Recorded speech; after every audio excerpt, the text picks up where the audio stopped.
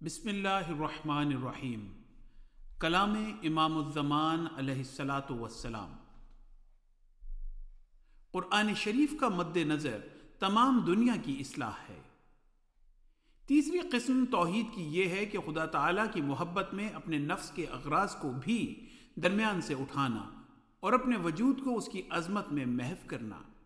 یہ توحید توریت میں کہاں ہے؟ ایسا ہی توریت میں بہشت اور دوزخ کا کچھ ذکر نہیں پایا جاتا، اور شاید کہیں کہیں اشارات ہوں۔ ایسا ہی توریت میں خدا تعالیٰ کی صفات کاملہ کا کہیں پورے طور پر ذکر نہیں۔ اگر توریت میں کوئی ایسی صورت ہوتی جیسا کہ قرآن شریف میں بسم اللہ الرحمن الرحیم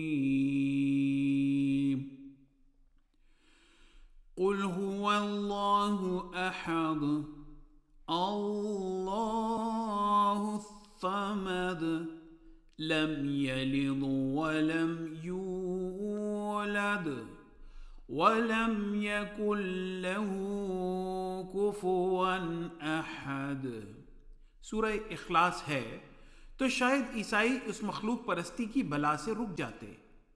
ایسا ہی توریت نے حقوق کے مدارج کو پورے طور پر بیان نہیں کیا، لیکن قرآن کریم نے اس تعلیم کو بھی کمال تک پہنچایا ہے۔